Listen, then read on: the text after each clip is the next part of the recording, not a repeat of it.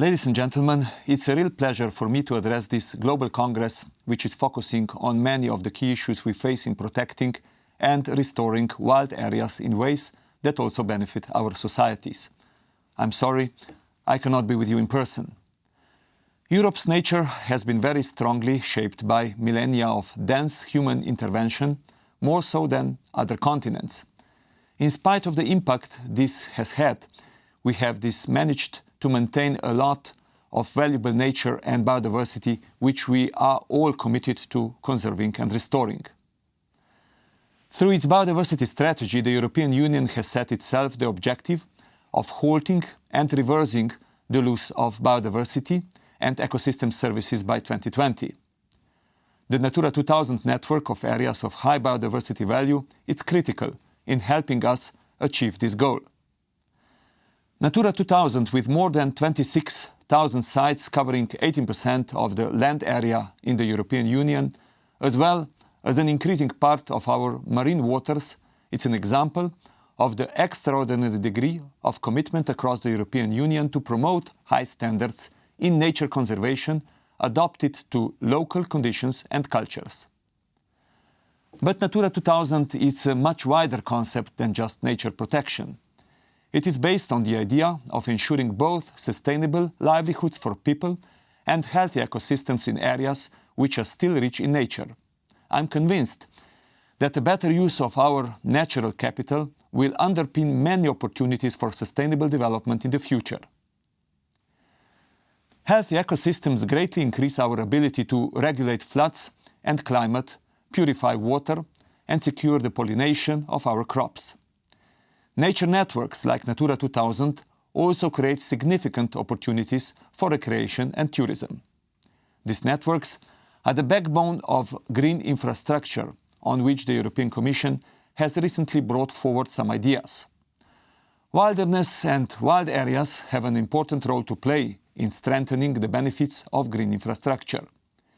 They only account for a small part of Natura 2000, but the fact is that almost all the remaining wilderness areas in the European Union are covered by the Natura 2000 network.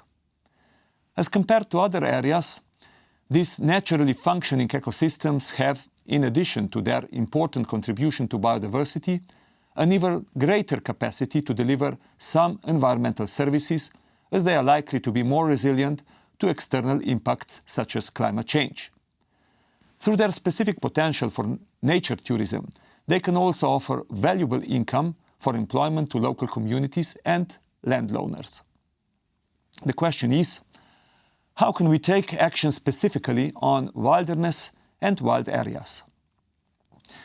The European Parliament has called for greater emphasis on this.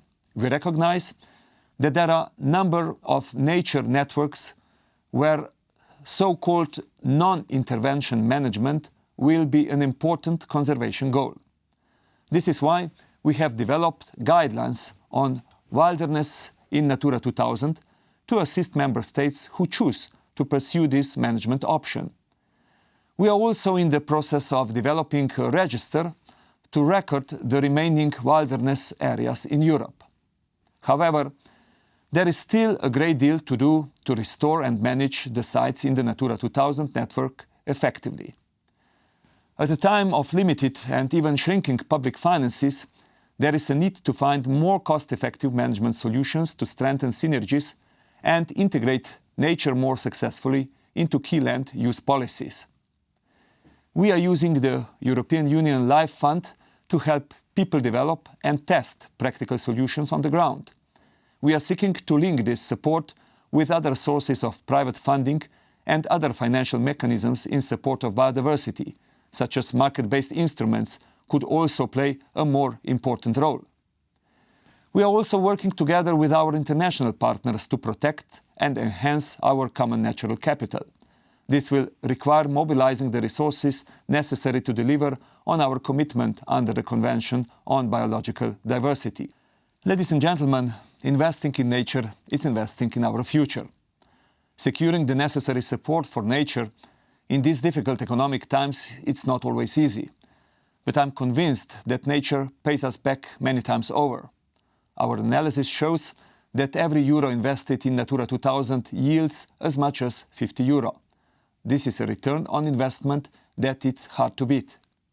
We need to spread this message more widely and make sure it is understood by our political heads. I therefore congratulate the organizers of this conference and the government of Spain for bringing the World Wilderness Congress to Europe, and I wish you a very successful WILD10 conference. Thank you for your attention.